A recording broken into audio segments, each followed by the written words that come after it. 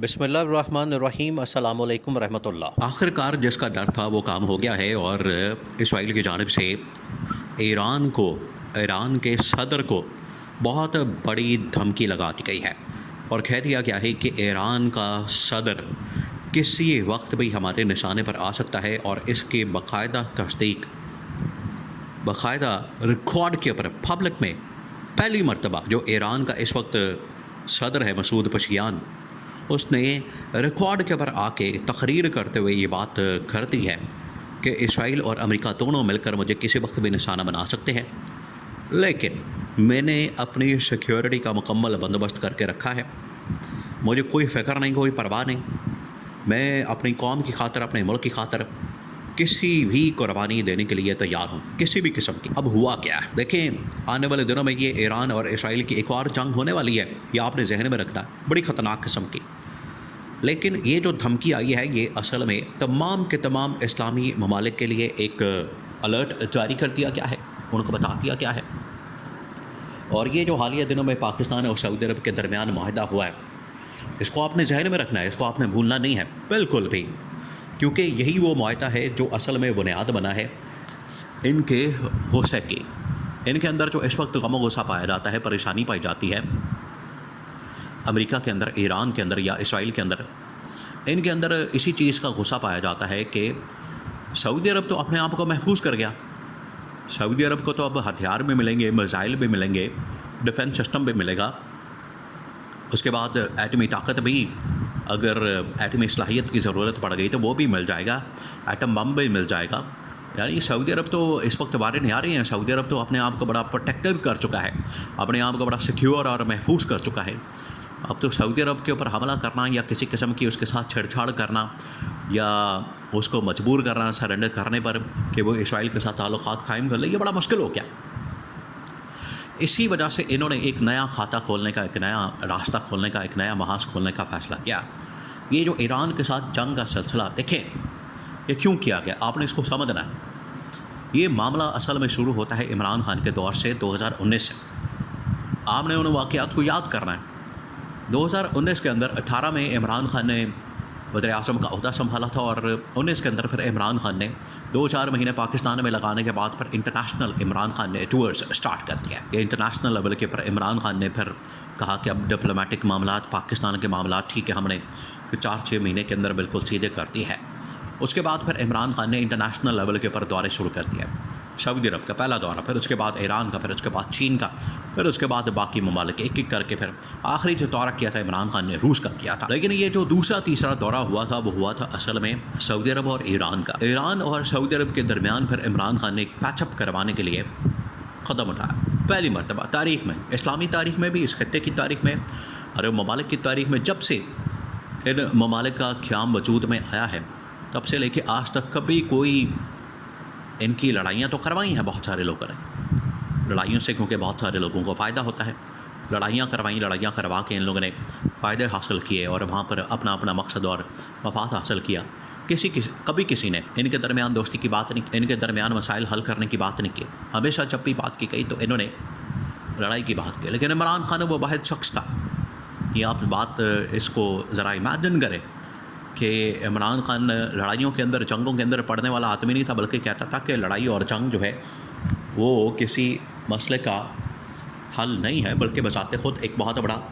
مسئلہ ہے۔ کہ عمران خان کا بڑا تاریخی جملہ، آخر آج اس کو پوری دنیا اٹھانے پر، ماننے پر مجبور ہو چکی ہے یہ جملہ،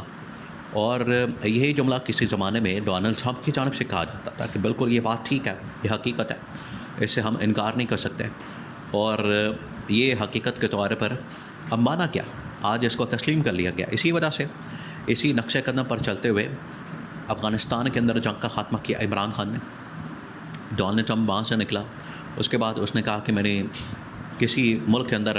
اپنی فوجوں کو نہیں اتارنا۔ اس وقت بھی یہ بات کی گئی، اعلان کیا گیا کہ یہ جنگیں جو ہیں ہم نے فوراً ختم کرنی ہے اور کسی بھی جگہ پر ہم نے نہیں جانا۔ ٹرمپ بھی اس کے اوپر ایگری کر گیا تھا، عمران خان ایک ایک کر کے جنگوں کو ختم کر رہا تھا، لیکن آج پھر سے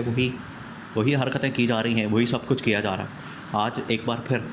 ایران کے صدر کو نشانہ بنا، دیکھیں اس سے پہلے بھی ایران کے صدر کو نشانہ بنایا گیا، اور ابراہیم رئیسی کو ہوا کے اندر جس طریقے سے طیارہ اس کا کریش کیا ہیلی کاپٹر، اس کے بعد ٹاپ ملٹری کمانڈرز ایران کے، ان کو نشانہ بنایا گیا، اب ایران کے صدر کو نشانے پر رکھ لیا۔ یہ اصل میں پیغام دیا جا رہا ہے۔ دیکھیں آپ نے اس کے اندر جو چھپا پیغام ہے اس کو سمجھنا ہے۔ پیغام کیا دیا جا رہا ہے؟ پیغام اصل میں یہ دیا جا رہا ہے اس کے ذریعے سے سعودی عرب کو کہ اب آپ اپنی خیر بنائیں، کیونکہ آپ کی جانب اب توپوں کا رخ ہونے والا ہے۔ آپ یہ جو ڈیلیں کرتے پھرتے ہیں، معاملات سیٹ کرتے پھرتے ہیں، اور پاکستان کے ساتھ ایٹمی معاہدے، نیوکلیئر معاہدے، اور یہ والا معاہدہ، وہ والا معاہدہ، ڈیفنس معاہدہ، ایگریمنٹ، فوجیں بلانا، ایئر فورس بلانا، وہاں پر یہ تمام کے تمام جتنے معاہدے کیے جا رہے ہیں، اس کے اوپر اسرائیل کو سب سے زیادہ، اگر دنیا میں کسی کو اس معاہدے کے اوپر سب سے زیادہ تکلیف ہے، وہ صرف اور صرف اسرائیل ہے۔ اسرائیل کو بڑا مسئلہ ہے اس سے، کیونکہ اسرائیل کو پتہ ہے کہ پھر اس کے بعد ہم کم از کم اسلامی ممالک کے اوپر اپنا رعب نہیں جما سکیں گے۔ اگر ہم سعودی عرب کو کنٹرول کر لیتے ہیں، ہمارے قبضے میں آ جاتا ہے، سعودی عرب کو ہم مینیج کر لیتے ہیں، تو بڑی آسانی کے ساتھ باقی اسلامی ممالک تو آہستہ آہستہ لائن میں لگ جائیں گے۔ ان کے لیے پھر مسئلے والی بات ہی کوئی نہیں، ٹینشن ہی کوئی نہیں ہے۔ لیکن اگر سعودی عرب نہیں آتا، سعودی عرب کو ہم پکڑ نہیں پاتے، اور سعودی عرب اسی طرح سے پاکستان کے ساتھ معاہدہ کر کے اس کے بعد اسرائیل کو تسلیم کرنے سے انکار کر دیتا ہے، تو پھر ہمیں